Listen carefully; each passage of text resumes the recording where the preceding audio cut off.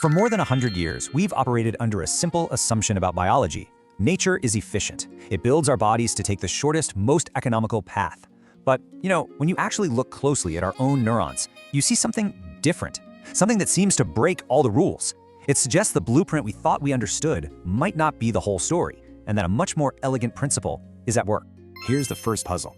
You've seen it countless times on neural scans and in textbooks, branches on neurons and even blood vessels that shoot out at sharp 90-degree angles.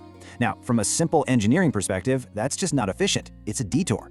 So there must be a reason nature consistently builds these seemingly awkward connections, not just occasionally, but all over the place.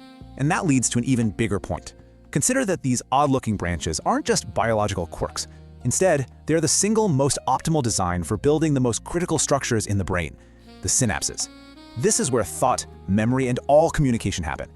This one geometric puzzle could unlock a whole new layer of understanding neural function. Okay, so this new perspective comes from a fantastic paper published in the journal Nature 2026. It's titled Surface Optimization Governs the Local Design of Physical Networks. And of course, if you want to check out the primary source for yourself, the links to the bibliography are right there in the description below. So, to really grasp just how big a shift this is, we first have to talk about the theory that has dominated our thinking for over a century, the old rulebook for how nature is supposed to build things. That old idea is known as the optimal wiring hypothesis, and the perfect mathematical model for it is something called a Steiner graph. The objective is really simple. Connect a bunch of points using the absolute shortest total length of wire. It's like finding the most efficient road system to connect a group of cities. You want to use the least amount of pavement possible. This model gave us 3 very clean, very strict rules.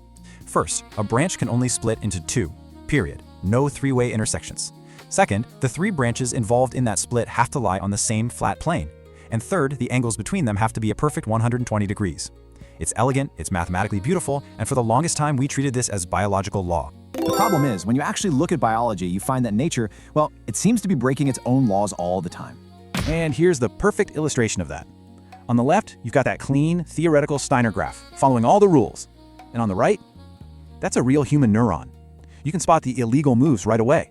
There are 3-way splits, and there are those sharp right-angle turns we talked about. It's just messy.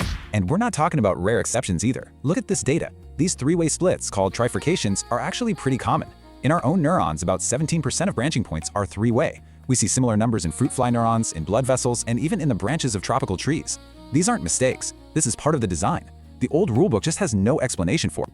And this is where the big paradigm shift happens. It turns out the problem wasn't with nature's design. The problem was with our definition of cost. We were literally measuring the wrong dimension. Here's the core insight. The old model treated biological networks like they were one-dimensional wires, where the only thing that mattered was length. But the new model sees them for what they are, 3-dimensional pipes. And if you're building a pipe, the real cost isn't just its length, it's the surface area of its walls. It's the difference between drawing the shortest line on a map and being a plumber who wants to use the least amount of material.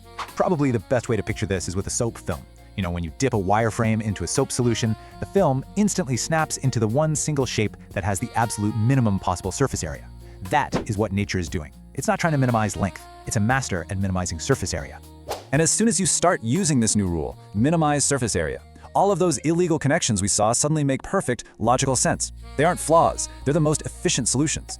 For example, this new model perfectly explains why we see both 2-way and 3-way splits. It turns out, for very thin branches, the most efficient way to split is with 2 separate 2-way splits. But as those branches get thicker, you hit a tipping point where merging them into a single 3-way junction actually saves more surface area. So both designs are optimal, it just depends on the thickness. And the model also solves the mystery of those 90-degree angles. When a very thin branch needs to come off of a much thicker one, the most surface-efficient way for that to happen is for it to sprout out at a perfect right angle. So again, it's not a clumsy design. It's the mathematically ideal solution for saving on cellular material.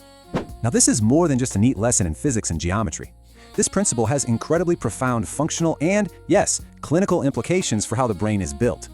This is the number that connects everything. The researchers discovered that in human neurons, an incredible 92% of those orthogonal sprouts, those so-called inefficient 90-degree branches, are the precise locations where synapses are formed. And that is the clinical payoff. That geometric shape, the sprout, isn't just some abstract feature, it is the physical structure of a dendritic spine, which is the fundamental hardware for all communication between our neurons. The principle of saving surface area isn't just about building an efficient tube, it's about building the perfect physical platform for a synapse.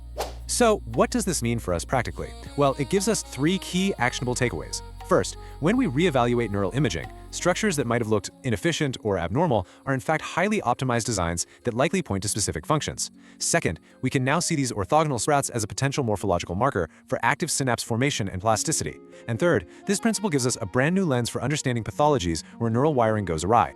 So let's wrap all this up into one simple, memorable idea that you can take with you.